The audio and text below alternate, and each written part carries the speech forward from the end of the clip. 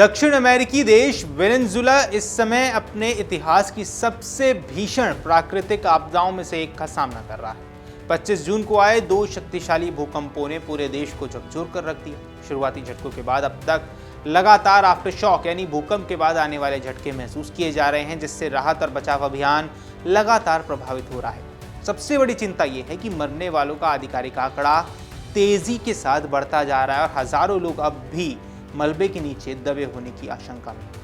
Venezuela सरकार के अनुसार अब तक 1430 लोगों की मौत की पुष्टि हुई है।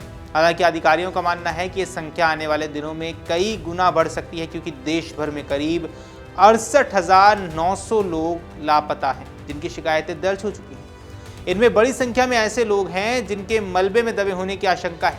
राहत कर्मी लगातार इमारतों के मलबों से शव निकाल रहे हैं। वहीं 3300 से ज्यादा लोग घायल हुए हैं, जिनमें कई की हालत अब गंभीर बनी हुई है। अस्पतालों पर भारी दबाव है और कई चिकित्सा केंद्र स्वयं भूकंप में क्षतिग्रस्त हो चुके हैं। भूकंप के बाद भी स्थिति सामान्य नहीं हो सकी। राजधानी काराकास और आसपास के क्षेत्रों में लगातार आफ्टर शॉक्स महसूस किए जा रहे हैं। हाल ही में 4.9 तीव्रता का एक और झटका दर्ज किया गया था, जिससे पहले क्षतिग्रस्त इमारतों के और गिरने का खतरा ज्यादा बढ़ गया है। इन्हीं झटकों के कारण बचाव दलों को कई बार अपना अभियान रोकना भी पड़ रहा है। राहत कर्मियों का यह भी कहना है कि किसी समय इमारतें ढह सकती हैं, इसलिए मलबे के भीतर फंसे लोगों तक पहुंचना बेहद जोखिम भरा होता जा रहा है। अब यहाँ सबसे दर्दनाक तस्वीर ला ग्वायरा राज्य से सामने आई है, जहां इस आपदा में सबसे प्रभावित क्षेत्रों में शामिल रहे हैं। यहाँ सरकारी राहत संसाधन समिति होने के कारण लोग खुद फावड़े, रस्सियां, भारी मशीनें और कई जगहों पर अपने हाथों से मलबा हटाकर परिजनों की तलाश कर रहे हैं। कई परिवार पिछले कई दिनों से बिना आराम किए अपने प्रियजनों को खोजने में जुटे हुए हैं। सोशल मीडिया पर सामने आई वीडियो और तस्वीरों में स्थानीय लोग बिना किसी आधुनिक उपकरण के मलबा हटाते नजर आ रहे हैं। राहत एजेंसियों का कहना है कि शुरुआती 72 घंटे सबसे महत्वपूर्ण होते हैं, इसलिए हर मिनट कीमती है। भूकंप की वजह से देश के उत्तर तटीय इलाकों और राजधानी काराकास में भारी तबाही हुई है। रिपोर्ट्स की माने तो सैकड़ों बहुमंजिला इमारतें पूरी तरह ढह गई हैं। कई अस्पताल, स्कूल, शॉपिंग सेंटर और सरकारी भवन भी नष्ट हो चुके हैं। करीब 1000 से ज्यादा महत्वपूर्ण बुनियादी ढांचे, जिनमें सड़कें, पुल, बिजली व्यवस्था और सार्वजनिक संस्थान शामिल हैं, इनको भारी नुकसान पहुंचा है। इससे राहत सामग्री प्रभावित क्षेत्रों तक पहुंचने में गंभीर दिक्कतें आ रही हैं। अब भूकंप का सबसे ज्यादा असर राजधानी काराकास के उत्तर में स्थित ला ग्वायरा क्षेत्र में पड़ा है। यही इलाका देश के प्रमुख समुद्री बंदरगाह और सिमोन बोलीवर अंतर्राष्ट्रीय हवाई अड्डे का केंद्र भी है। ला ग्वायरा में कई बहुमंजिला इमारतें पूरी तरह ढह चुकी हैं। हालांकि बचाव दलों ने यहां से सैकड़ों लोगों को जीवित निकालने में सफलता भी हासिल की है। शनिवार तक लगभग 250 लोगों को सुरक्षित बाहर निकाला जा चुका है। फिर भी हजारों लोगों के मलबे में दबे होने की आशंका अब भी बनी हुई है। आपदा की गंभीरता को देखते हुए दुनिया के कई देशों ने वेनेजुला की मदद के लिए राहत दल भेजे हैं।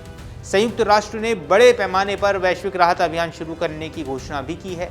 America, Britain, Netherlands, Mexico, Switzerland सहित कई देशों ने खोज एवं बचाव दल, प्रशिक्षित sniffer dog, drone, medical team और राहत सामग्री भेजी है। अमेरिका ने अतिरिक्त आर्थिक सहायता की भी घोषणा की है तथा सैन्य परिवहन विमान और अन्य संसाधनों को राहत कार्यों में लगाया है। कार्यवाहक राष्ट्रपति डेल्सी रोड्रिगेज ने नागरिकों से अपील की है कि वे प्रभावित क्षेत्रों की अनावश्यक यात्रा न करें। उन्होंने कहा है कि इस समय प्राथमिकता ज्यादा से ज्यादा लोगों की जान बचाना है। सड़कें खाली रखना जरूरी है ताकि पुलिस, दमकल, सिविल प्रोटेक्शन और अंतर्राष्ट्रीय राहत दल बिना किसी बाधा के प्रभावित इलाकों तक पहुंच सके। सरकार ने लोगों से अफवाहों पर ध्यान न देने और केवल आधिकारिक सूचनाओं पर भरोसा करने की भी अपील की है। विशेषज्ञों का कहना है कि समय बीतने के साथ जीवित लोगों को बचाने की संभावना कम होती जाती है। इसके बावजूद राहत दल लगातार मलबा हटाने में जुटा हुआ है। कई जगहों पर अब भी लोगों के जीवित होने की उम्मीद के साथ अभियान चलाया जा रहा है। भूकंप के बाद हजारों लोग खुले मैदानों, पार्कों और सड़कों पर रात बिताने को मजबूर है, क्योंकि उन्हें डर है कि आफ्टर शॉक आने पर क्षतिग्रस्त इमारतें फिर से गिर सकती हैं। बिजली और संचार सेवाएं भी कई इलाकों में पूरी तरह बहाल नहीं हो पाई हैं। अब ये त्रासदी केवल वेनेजुला तक सीमित नहीं रही है। दुनिया भर की सरकारें, मानवीय संगठन और राहत एजेंसियां लगातार स्थिति पर नजर बनाए हुए हैं। संयुक्त राष्ट्र ने चेतावनी दी है कि अगर राहत कार्यों में और तेजी नहीं लाई गई तो मानवीय संकट और गंभीर हो सकता है। फिलहाल सबसे बड़ी चुनौती हजारों लापता लोगों का पता लगाने, घायलों का इलाज करना और प्रभावित परिवारों तक भोजन, पानी, दवाइयां तथा अस्थायी आश्रय पहुंचाना है। लगातार आ रहे भूकंप के झटकों के बीच राहत कर्मी अपनी जान जोखिम में डालकर लोगों को बचाने में जुटे हुए हैं। वेनेजुएला के लिए ये केवल एक प्राकृतिक आपदा नहीं बल्कि मानवीय संकट का ऐसा दौर बन गया है जिसने पूरे देश की सामाजिक और आर्थिक व्यवस्था को गहरे स्तर पर प्रभावित किया है। आने वाले दिनों में मृतकों की संख्या बढ़ने की आशंका से इनकार नहीं किया जा सकता, जबकि हजारों परिवार अब भी अपने प्रियजनों के लौटने की उम्मीद में मलबे के आसपास डटे हुए हैं। बाकी इस पर आपकी जो कुछ भी राय है हमें कमेंट सेक्शन में जरूर बताएं। अगर आप ये वीडियो YouTube पर देख रहे हैं तो हमारे चैनल को सब्सक्राइब कर बेल आइकन दबाएं और Facebook पर देख रहे हैं तो हमारे पेज को लाइक करें।